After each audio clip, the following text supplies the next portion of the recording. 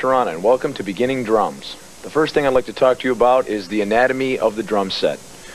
Obviously, this is a fairly elaborate kit, and it's taken me about 10-15 years to get my drums to this point. I wouldn't recommend starting off with such an elaborate kit. You basically just need the essential components, which I'm going to show you right now. The first thing I'll describe is the bass drum, or the kick drum, and this is called the snare drum. These two components together are kind of the locomotion for the song. The snare drum provides the strong 2 and 4 punch, along with the kick drum usually on 1 and 3, so you get a really good solid driving groove. Okay? Next are the toms. This is called a rack tom, and these lower drums down here are known as the floor toms. And these can be used for groove situations or for playing melodic fills. The cymbals, which are above me here, these are known as crash cymbals. They're basically used for accenting, although they can be used for crash ride type patterns. And speaking of rides, this is the ride cymbal. This is also a very important cymbal as far as being utilized in a timekeeping situation. Another cymbal that's very important in keeping time is the hi-hat. That can be done either by closing it with your foot or by hitting it with the stick, and you can vary the tightness, the degree of tightness in the hi-hat. By opening it, you get more of a sloshy sound, and by keeping it tight, you get a tighter or crisper sound. Okay, and these four components, the hi-hat, the snare drum, the kick drum, and the ride cymbal, are integral parts of the timekeeping element in playing drums. I'd like to talk a little bit about tuning. Let's talk about the tuning of the kick drum first of all. It's the biggest drum, therefore it's going to be the lowest tuned drum. And when you listen to a lot of records, be it an AC/DC record or something along those lines, you get a real, or you hear a real heavy, fat sound. And usually when you buy your drums, it won't come with any kind of internal muffling device. So I'd recommend taking like a blanket or a pillow and kind of setting it in the bass drum and kind of dampening the drum, and it gives it a real smooth, fat sound. Okay, that'll help you just establish that punch. Okay, the snare drum is a very important drum. It's the 2 and 4 punch that provides the locomotion for the groove in all heavy metal tunes or hard rock tunes. I would recommend keeping the tuning or the tensioning as even as possible. You can do that by using a drum key, just placing it on top of the tension rod.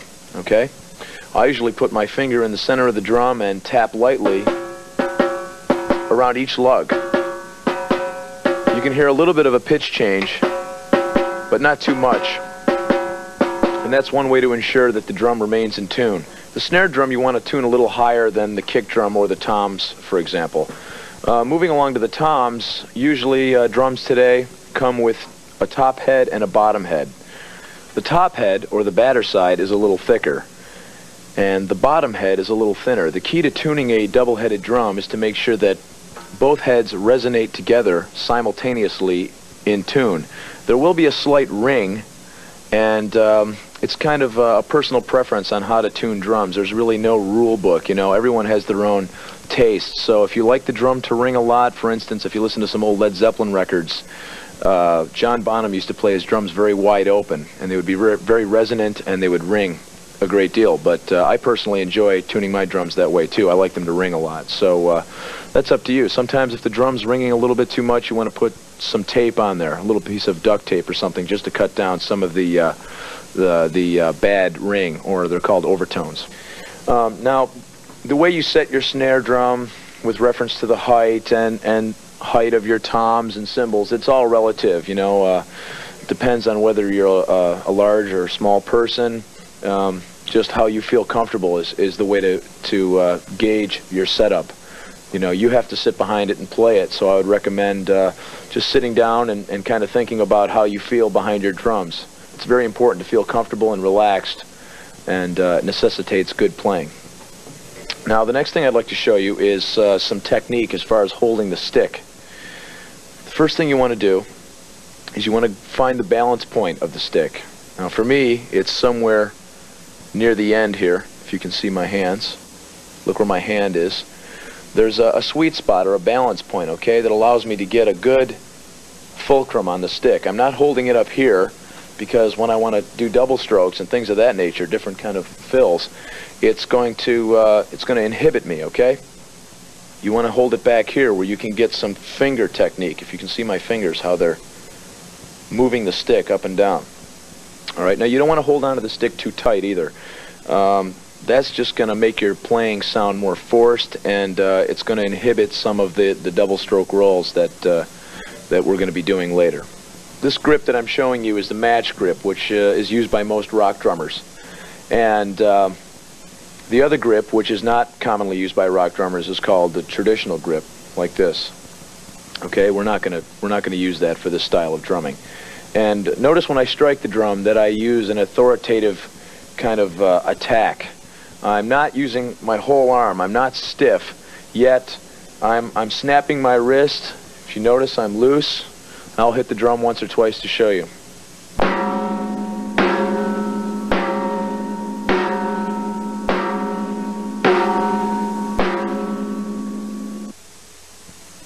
Okay, now that we've gotten our hand technique together, I want to run you through some basic rudiments. Now, there are 26 rudiments in the drumming language, and oddly enough, there are 26 letters in the English alphabet. So rudiments are kind of the basic building blocks of drumming, okay? They're little exercises for your hands to keep your chops together. The first one I want to show you is the single stroke roll. And it begins like this. 1, 2, 3, begin. Right, left, right, left, right, left, right, left, right, left, right, left, right. Now I'll play it at a faster tempo. 1, 2, 3, begin. Right, left, right, left, right, left, right, left, right, left, right, left, right. And that's basically the single stroke roll. The next one is the double stroke roll. Okay, now this involves a little more finger technique, and I'll show you what that sounds like right now. 1, 2, 3, begin. Right, right, left, left, right, right, left, left, right, right, left, left, right, right, left, left, right, right, left, left, right, right, left, left, right, right. At a faster tempo, that will sound like this. 1, 2, 3, begin.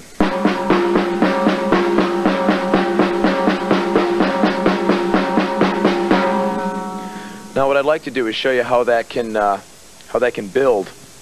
I'll start at a slower tempo and then gradually build it up to speed, okay, so you can see what the finished result will sound like.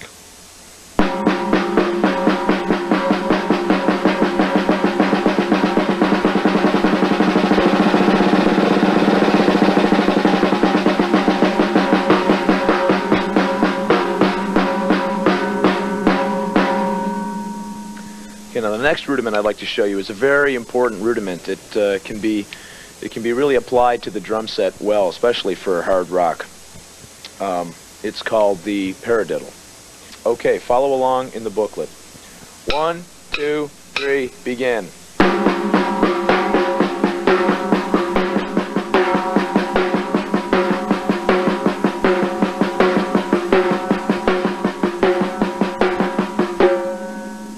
It's very important when you're practicing these exercises to play very slowly and precisely.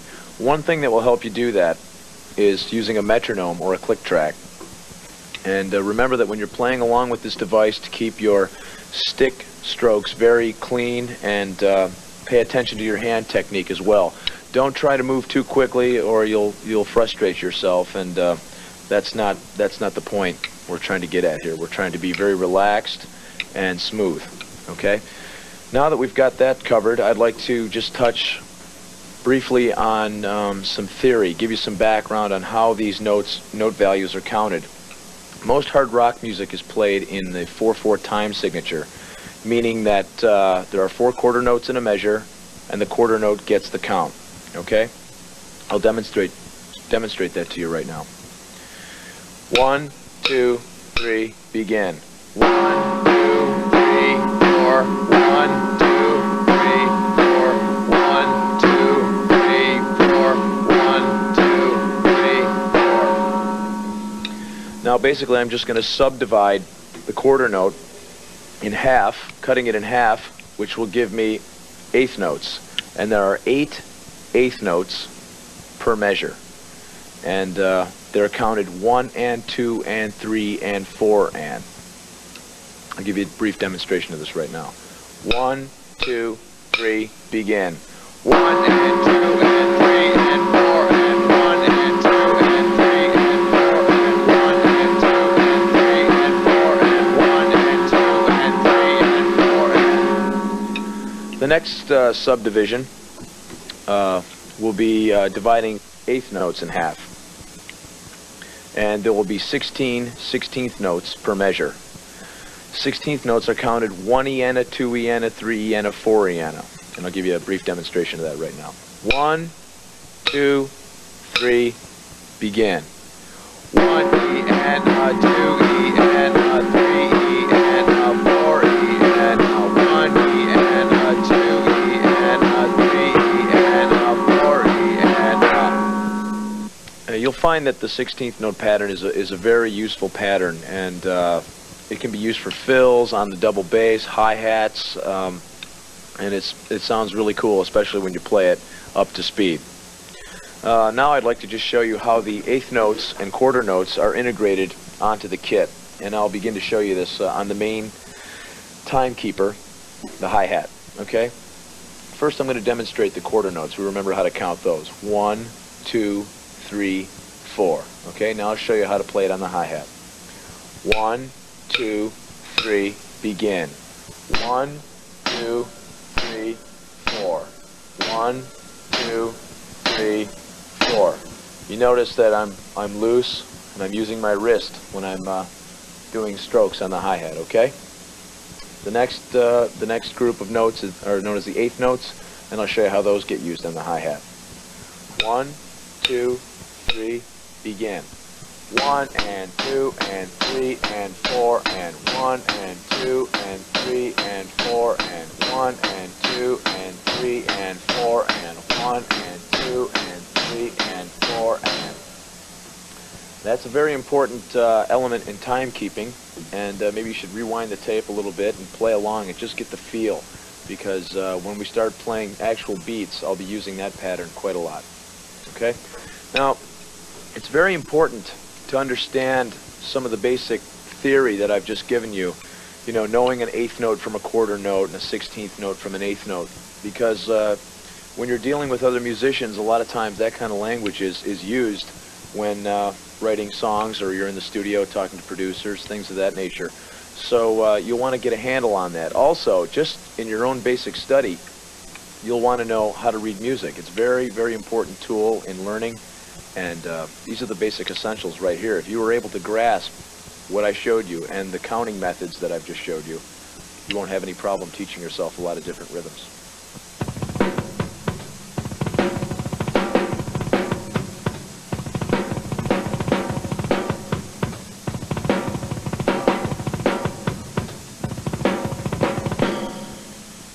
Now I'd like to talk to you a little bit about the bass drum pedal mechanism.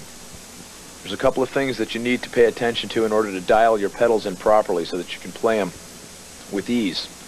The first thing you want to look at is the pedal spring tensioning. I like to keep mine relatively tight so that I can get a good arc, or a good response from the pedal. Okay, the tighter the spring, the faster that the beater will swing back and forth. Another thing you want to pay attention to is that the beater should strike somewhere in the middle of the bass drum, and you want to get a good arc. You want to get some power. If it's too short, you won't get a good punch.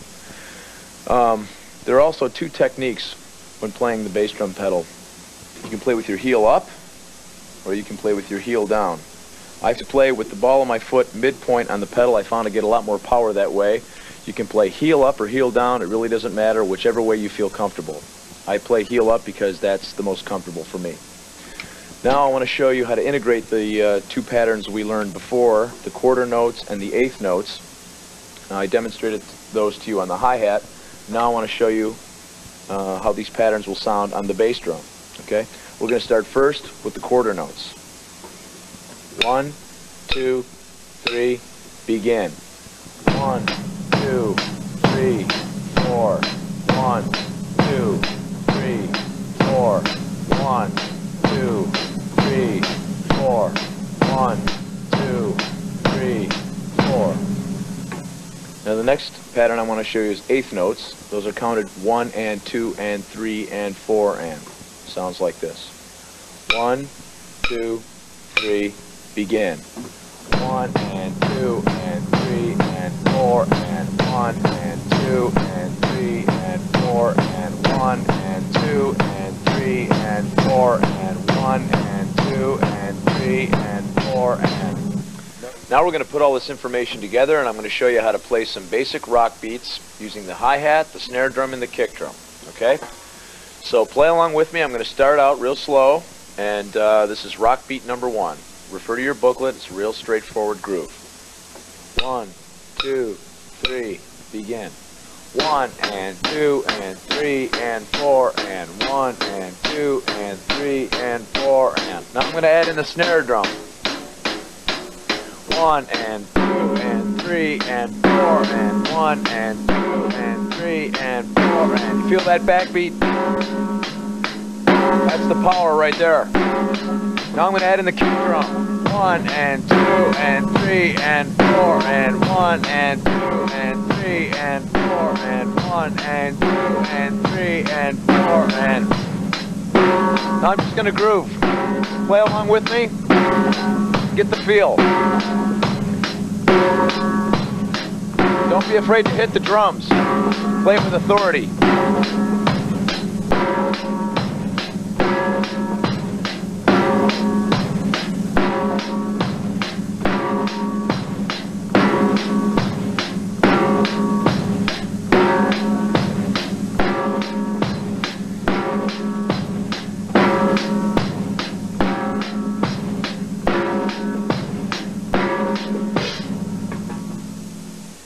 Okay, now I want to show you rock beat number 2. It's a very straightforward groove.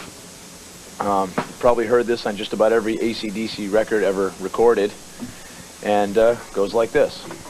1, 2, 3, begin. 1 and 2 and 3 and 4 and. Now I'm going to add in the snare drum. 1 and 2 and 3 and 4 and 1 and 2 and 3 and 4 and. Now the kick drum's going to be a little different. Kick drum's going to come in on 1 and 3. 1 and 2 and 3 and 4 and 1 and 2 and 3 and 4 and 1 and 2 and 3 and 4 and. I just play them along with me. That's the basic heavy hard rock groove.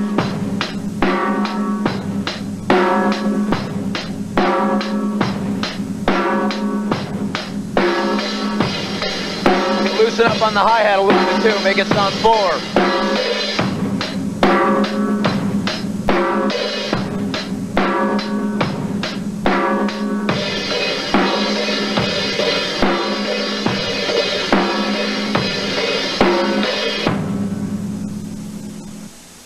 Okay, rock beat number 3 is just another slight variation on rock beat number 2.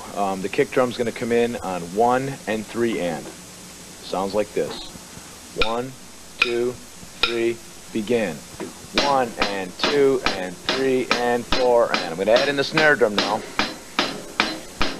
1 and 2 and 3 and 4 and 1 and 2 and 3 and 4 and. Now the kick drum comes in at 1 and 3 and. 1 and 2 and 3 and 4 and 1 and 2 and 3 and 4 and 1 and 2 and 3 and 4 and. Now you can play around with the hi-hat a little bit, make it sound different.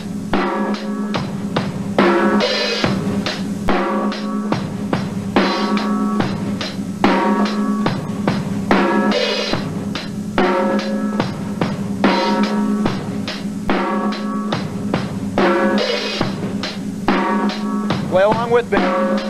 Feel the groove.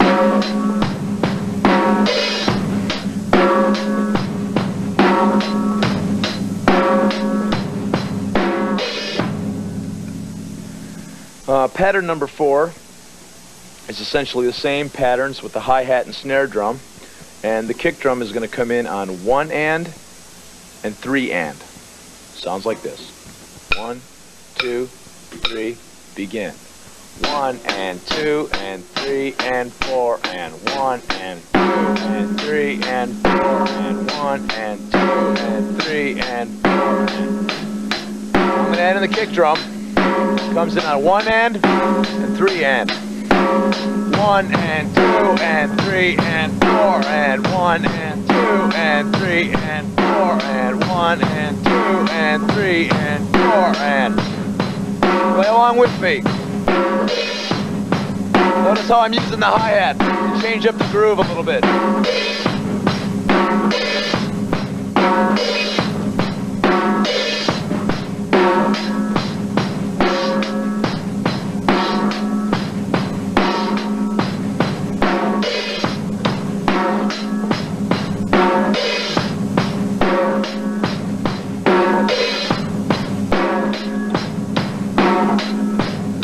Open up the hi-hat, make it sound full.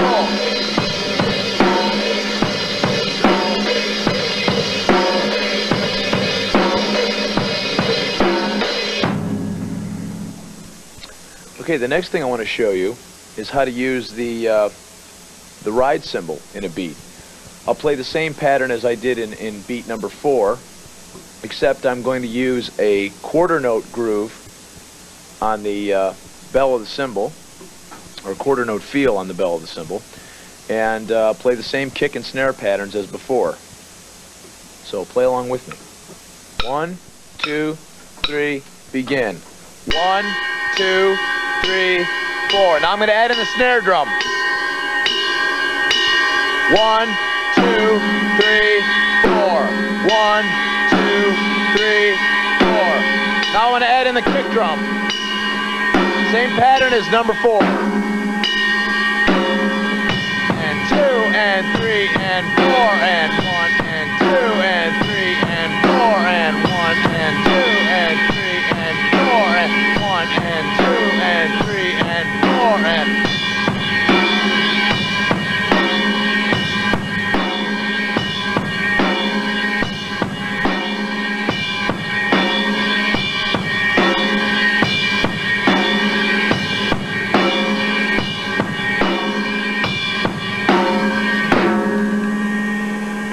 Now I want to give you a little demonstration of how you can take these 3 beats or 4 beats that I've shown you and kind of mix them up at random to make it sound a little more interesting. And if you're playing with a band, you'll want to do that too. You just don't want to play the same kick and snare patterns all the time. So just check this out.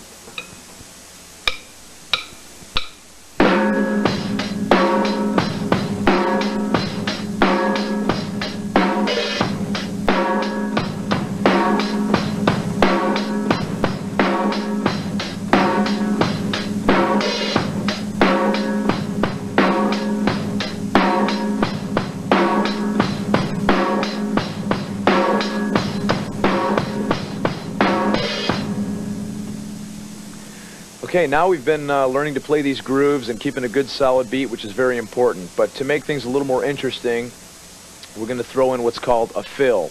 Okay, now I'm going to go back to exercise number 2, which was like the AC/DC beat, and I'm going to insert a 16th note roll. Okay, sounds like this. 1, 2, 3, begin. 1 and 2 and 3 and 4 and 1 and 2 and 3 and 4 and 1 and 2 and 3 and 4 and 1 and 2 and 3 and 4 and 3 and 4 and 1 and 2 and 3 and 4 and 1 and 3 and 4. Play this next one with me.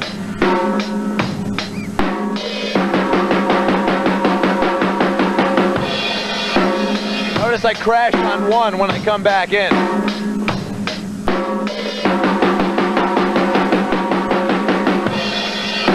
when I do that fill, watch my left foot on the hi-hat. I keep time.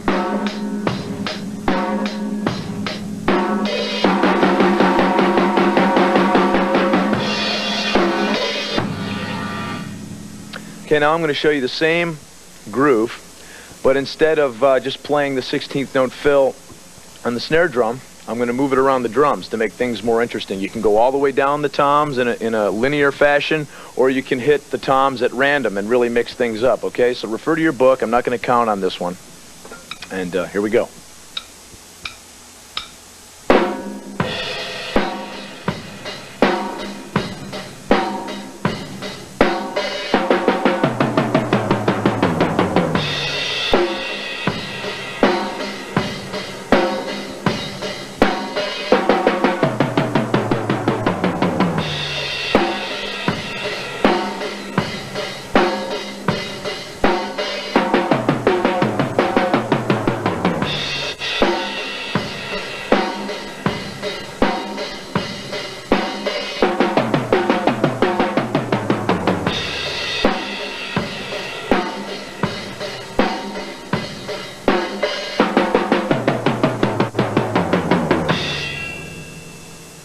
At this particular point, I'd like to show you another rudimental pattern that makes an excellent drum fill.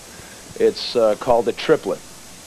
And I'm going to demonstrate how to count a triplet over 4/4 time, okay? Basically, a triplet is counted like this. 1, 2, 3, 4. 1 and a 2 and a 3 and a 4 and a 1 and a 2 and a 3 and a 4 and a... Okay? Now over 4/4 time, I'll play straight fours on the kick, just quarter notes, 1, 2, 3, 4, and play the triplet over that, okay? 1, 2, 3, 4. 1 and a 2 and a 3 and a 4 and a 1 and a 2 and a 3 and a 4 and a... Okay, now I'm going to go back to groove number 2. And I'm going to play that basic groove, and instead of playing the 16th note fill, I'm going to play the 8th note triplet fill, okay? 1, 2, 3, begin. 1 and 2 and 3 and 4 and 1 and a 2 and a 3 and a 4 and 1 and 2 and 3 and 4 and 1 and 2 and 3 and 4 and 1 and a 2 and a 3 and a 4.